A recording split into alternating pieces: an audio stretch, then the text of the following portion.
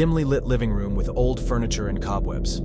Jessica, a young woman in her 20s, cautiously enters the room. Jessica, whispering, "Is anyone there?"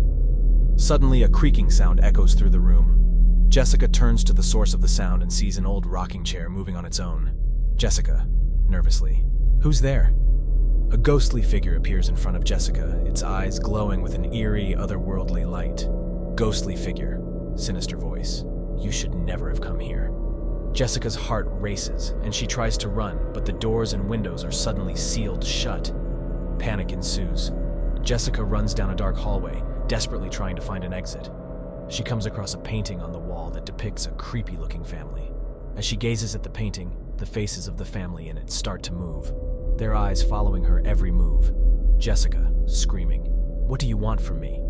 Jessica finds herself in a bedroom with a chilling atmosphere. She notices a vintage doll sitting on a dusty shelf.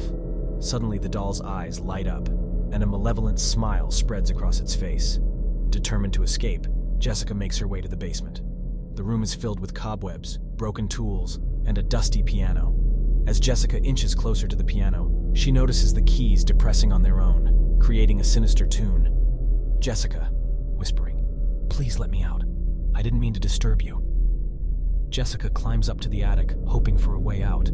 She sees a chest covered in chains. With fear trembling in her voice, she pleads with the spirits to release her. Jessica, pleading, "Please, I won't tell anyone about this place." Suddenly, the chains break open, and a ghostly mist emerges from the chest, engulfing Jessica.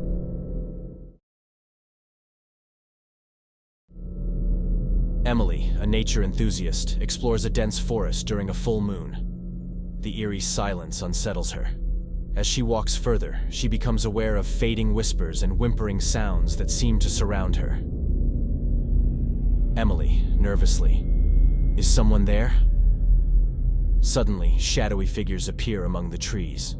Emily's heart pounds, and she tries to escape, but the trees tangle together, blocking her way. Desperate, Emily stumbles into a clearing. In the center, she notices a huge circle, carved into the ground, filled with ancient symbols. As she studies the symbols, they start glowing red. Emily steps back in fear, but the ground beneath her begins to shake violently. Emily runs toward a nearby lake, hoping it will provide an escape. But as she approaches, the water starts churning furiously. From the depths of the lake, a monstrous tentacle rises. Emily's eyes widen in pure terror. Emily, screaming, "No! Please, help me!" Emily finds herself in a haunting graveyard, surrounded by eerie tombstones. She tries to navigate her way out but finds no escape. The tombstones start to shift and move, forming a labyrinth around her.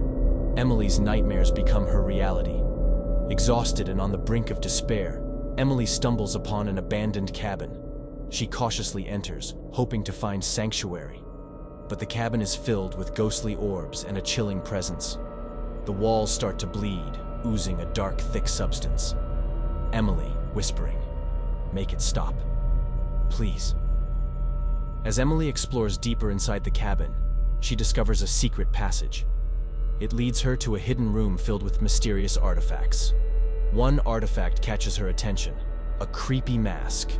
As she picks it up, the mask begins to vibrate and whisper incoherently. Emily, frightened, "What do you want from me?" Suddenly, the mask starts to consume Emily, enveloping her in darkness.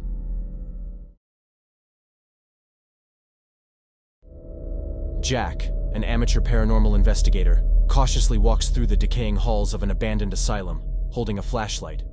The air is still, and the sound of distant whispers echoes in the corridor, sending chills down Jack's spine. Jack, whispering, "Is there anyone here?" As shadows dance along the walls, Jack's flashlight flickers repeatedly. Jack enters an eerie operating room. Broken equipment lies scattered on the floor, and medical tools hang from rusty hooks. Suddenly, a faint operating table starts rising into the air, as if defying gravity. Jack freezes in fear. Looking for answers, Jack enters the children's ward. Creaky cribs line the room, giving off an ominous vibe. A baby's cry pierces the silence. Jack cautiously approaches one particular crib, seeing a distorted figure swaying above it. Jack, nervously, "What do you want from me?" Jack finds himself in an electroshock therapy room, with faded photos of patients on the walls. The room feels heavy with despair. Suddenly, a bloody handprint appears on a wall nearby. Jack's pulse races. Shaken, but determined, Jack heads to the morgue. Cold air envelops him as he walks through rows of metal gurneys. One gurney suddenly slides across the room, directly in Jack's path. Fear engulfs him. Jack enters a chapel, where broken stained glass windows scatter colorful shards on the floor. As he walks toward the altar, the chapel doors slam shut, trapping Jack inside. Panic sets in. Jack, yelling, "Please, let me go!"